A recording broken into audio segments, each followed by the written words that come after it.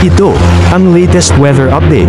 Alamin ang pinakasariwang ulat panahon ngayon dito sa Information TV Educational Channel. Tuloy pa rin ang pag-ihip ng northeast monsoon or amihan na siya nagdadala pa rin ng bahagyang pagbaba ng temperatura, pero doon lamang po sa may extreme northern Luzon na siyang sinasamahan din ng mga saglit na mga pag-ulan.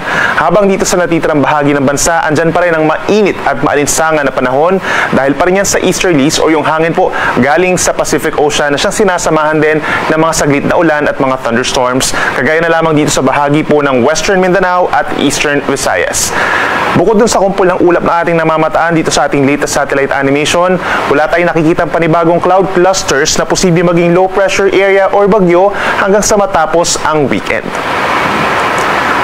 Ngayong araw, asahan pa rin po ang makulimlim na panahon sa may Batanes and Babuyan Islands. Sasamahan din yan ng mahina hanggang katamtamang mga ulan at mga isolated thunderstorms. Epekto po yan ng amihan or northeast monsoon. So make sure po na meron tayong dalang payong.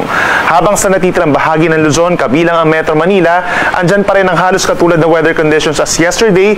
Madalas maaraw sa umaga hanggang sa tanghali. Pero pagsapit ng hapon hanggang gabi, bahagyang maulap hanggang maulap ang kalangitan, lalo na sa may eastern sections ng Luzon na siyang sinasamahan lamang ng pulu-pulong mga paulan or pagkidlat pagkulog.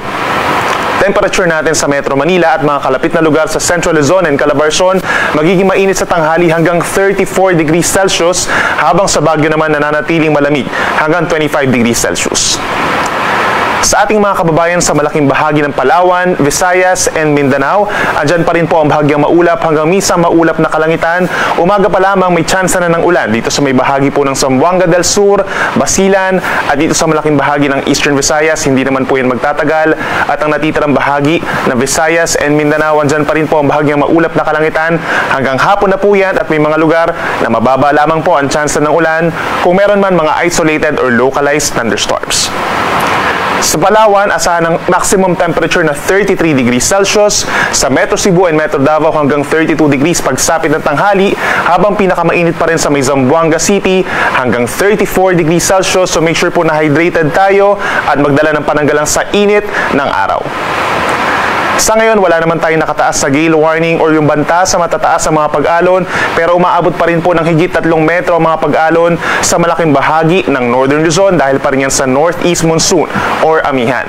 Sa natitirang baybayin ng ating bansa, Southern Luzon down to Mindanao, kalahating metro hanggang 1 metro ang taas sa mga pag-alon sa malayong parte po ng karagatan, pero posible pa rin umabot sa 2.5 kapag meron tayong mga thunderstorms. And possible po tomorrow, magkaroon muli tayo ng gale warning sa extreme Northern Luzon.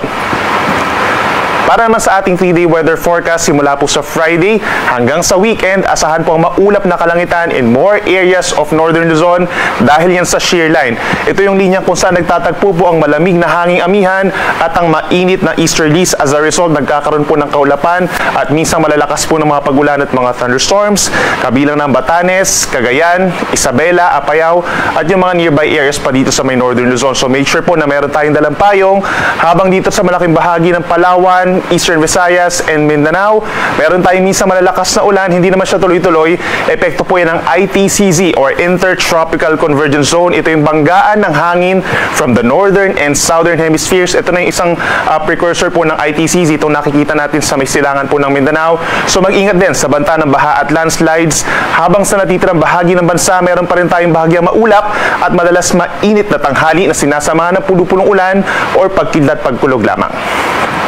Ang araw ay sisikat, ganap na alas 6 ng umaga at lulubog pa rin 5:24 ng hapon.